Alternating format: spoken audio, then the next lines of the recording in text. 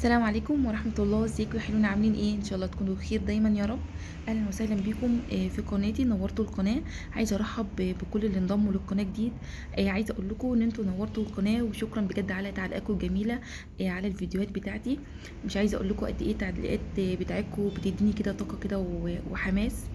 ان شاء الله كده هنعمل النهارده روتين كده تنظيف للريسبشن والحمام. بدأت كده معاكم الروتين بوجبة الفطار الخفيفة ديت. وبعد كده دخلت على المطبخ علشان اعمل الغدا. طبعا عشان اليوم ما يروحش مني النهارده. اول الولاد ما يرجعوا من المدرسه يلاقوا يعني ايه غدا، ويكون ايه الروتين ما اخدش وقتي كله. شوحت اللحمه كده في الحله على السريع. التشويحه دي يا بنات بتدي لها طعم حلو جدا. وزي ما انتم شايفين هضيف لها بصل وجزر كده وطماطم كده. هقطعها على السريع كده زي ما انتم شايفين. طبعا انا بعمل كل حاجه على طول علشان انجز في الوقت. آه، وهديلها كده تقليبه واسيبها كده مع نفسها.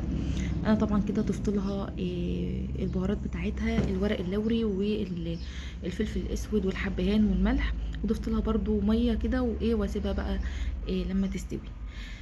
عملت بقى جنبها صينيه بطاطس. انا اعملها كده ني في ني.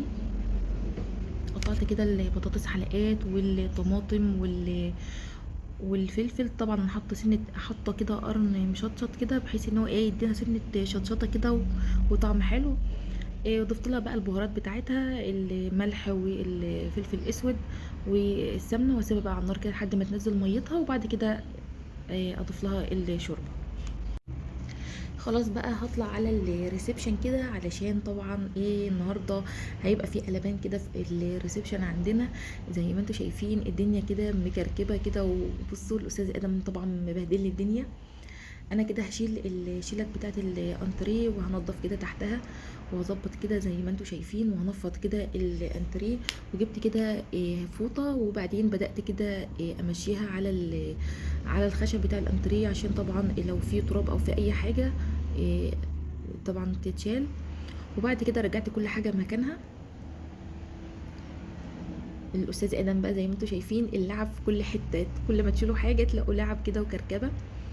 عايزه اقول لكم يعني عايزه برضه اقول لكم على حاجه، يعني يا بنات طول ما انتوا فيكوا كده صحه، طول ما انتي بصحتك كده ومفيش حاجه كده تعباكي، يعني احمدي ربنا سبحانه وتعالى، وقفي كده نوري بيتك. خليه دايما منور كده بيكي، واعملي طبعا لاولادك كل حاجه نفسهم فيها. اتشجعي كده وشغلي كده الموبايل وعلى القرآن، وظبطي كده المنبه برضو. ادي لنفسك وقت معين علشان مثلا تخلصي اي حاجة وراكي، وحاولي برضو تشطبي الحاجة بتاعتك دي قبل ما المنبه يرن. على الوقت اللي انت ظبطيه هتلاقي نفسك برضو بتعملي الحاجة بسرعة، وهكذا لحد ما تخلصي شقتك. انا طبعا بعد ما لميت السجاد جبت كده ميه وحطيت فيها معطر، وبالفوطه بدات بقى كده الف على الرخام. عايزه اقول لكم برضو الدلسوار ده بعد ما نضفت المرايه كده وظبطتها ولمعتها. رجعت شلتها تاني علشان كان وراها شباك. وبصراحه دايما الصاله عندي كده مظلمه، فحبيت ان انا اشيله كده ينور ويغير كده شكل الصاله. اول حاجه بقى ابتديت بيها خالص، ابتديت كده من عند باب الشقه. طبعا كنست السلم وظبطت كده الجزامه، وهبدا كده اكنس السلم كله. عايزه اقول لكم ان بصوا ان نظافه بيتنا بتبتدي من اول باب شقتنا يعني. بصوا يعني شطارتنا كده بتبان من عند باب الشقه بتاعتنا. اي حد طالع لنا يبص على السلم يعرف ان اللي في البيت ده يعني ست شاطره كده ومنظمه. خلاص انا بقى بعد ما خلصت جبت بقى الفوطة وكده مسحت ولمعت كده باب الشقة، وبدأت كده إيه أكنس الأرض زي ما انتوا شايفين. طبعا كل لما امد المقش كده تحت اي حاجة تطلع لي لعب وتطلع لي كده حاجات غريبة ما كانتش باينة كده في الاول. عايزة برضو اقولك على حاجة، ان كل حاجه كبيره هي هينه ان شاء الله. انت تقدري برضو تخلي البيت بتاعك جنه كده، تصحي بدري كده وما تمسكيش الموبايل يعني. بصوا اهم حاجه انك تقفليه كده وتسيبيه كده من ايدك. واول ما ابدأي دايما بالمطبخ. المطبخ بتاعنا ده لما بينضف بصوا بتلاقي كل الشقه بتاعتنا راقت كده. ودايما وبعدين اتفرجي برضو على الروتين بتاع تنظيف المطبخ العميق. انا عاملاه على القناه بتاعتي. هحط لكم الرابط في صندوق الوصف، خشوا اتفرجوا عليه. كده بقى انا خلصت الانتريه ودخلت على السفرة وبدأت كده اكنس تحت السجادة زي ما انتم شايفين، وطبعا حشت الكراسي وكنست تحتها ورجعت رصيتهم تاني، وهبدأ بقى كده كنيس الشقة كلها. وده بقى طبعا الاستاذ ادم، بصوا اللي مجنني.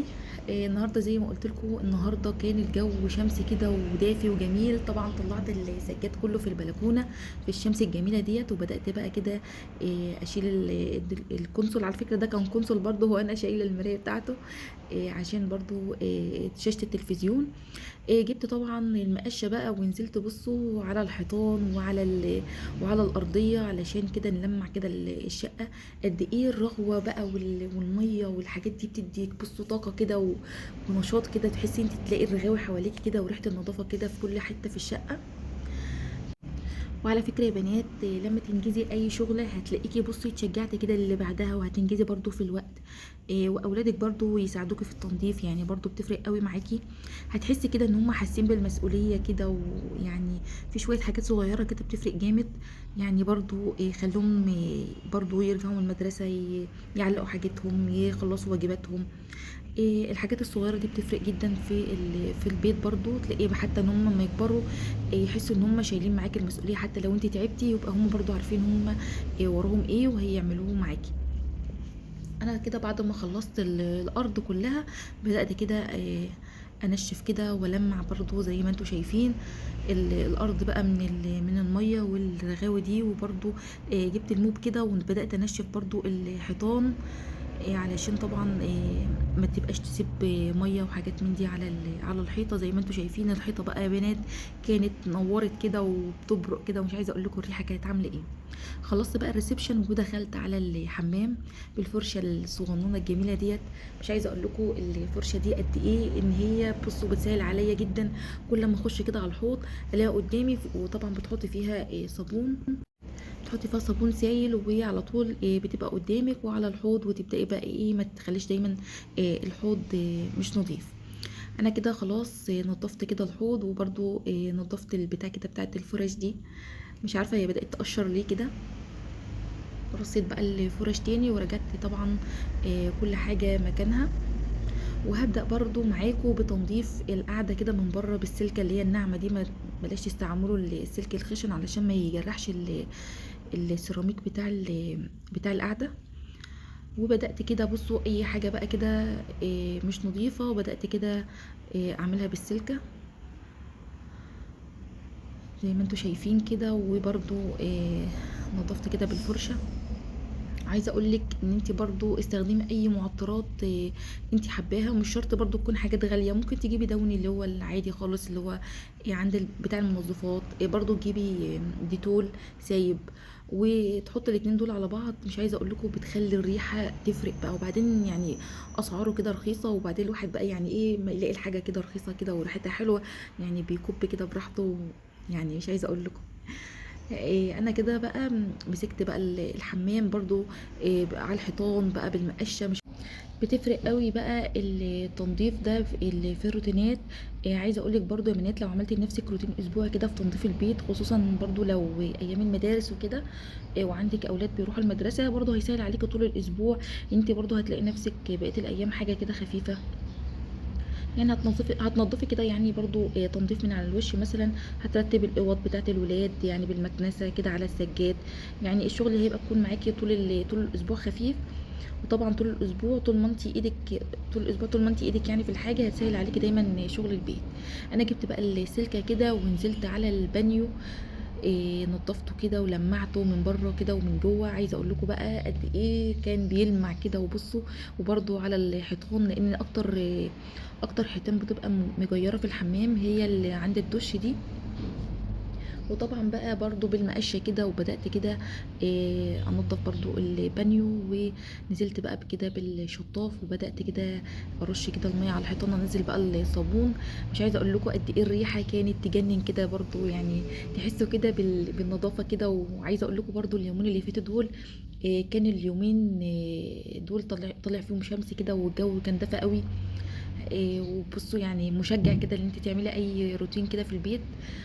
وحاجه بقى كانت جميله. انا كده نشفت بقى الارضيه وبرده الحيطان بتاعه الحمام من فوق، بدات برضو المعها كده بالموب زي ما انتم شايفين، ونضفنا كده برضو الحمام كده تنظيفه حلوه. والحمام ده برضو في الروتينات الاسبوعيه، كل اسبوع برضو نمسك نعمل العمله دي في الحمام، يفضل كده طول الاسبوع منور كده. وزي ما انتم شايفين بدات كده برضو المع الغساله واظبط الدنيا وطبعا بعد ما الحمام نضف خالص بدات كده افرش طقم الحمام.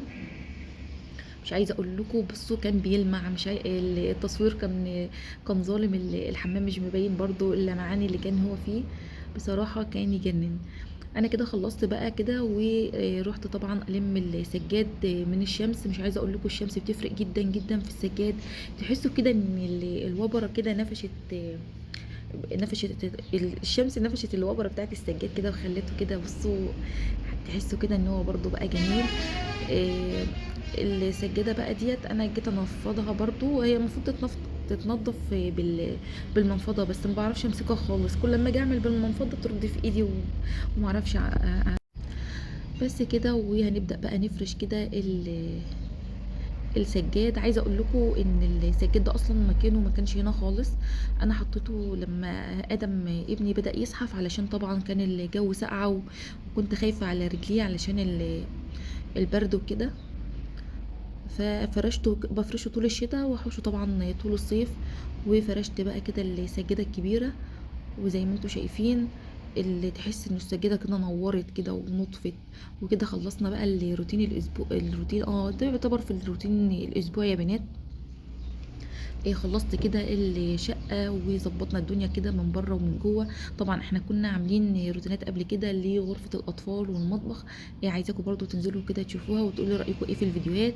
وانا بحب استنى بحب اشوف تعليقاتكم جدا على الفيديوهات، مش عايزه اقول لكم قد ايه التعليقات بتاعتكم بتفرق معايا جدا. بحسها كده بتديني بصوا طاقه كده وعايزه ان انا اكمل كده واعمل لكم فيديوهات تانية كتير. زي ما انتم شايفين المرايه بتاعت التلسوار انا شلتها، تحسوا كده لما انا شلتها حسيت كده ان في بصيص كده من اشعه الشمس بدات تدخل عندي في الشقه اهي، والدنيا تحسوا كده برضو ان هي فرقت برضو في الاضاءه مع باب الشقه.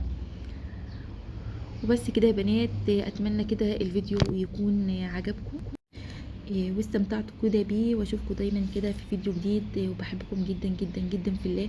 السلام عليكم ورحمة الله. بس يا بنات بالله عليكم ما تنسوش ان انتوا تدعموني باللايك وتشتركوا في القناة بتاعتي، واشوفكم كده على خير في فيديو جديد. باي باي.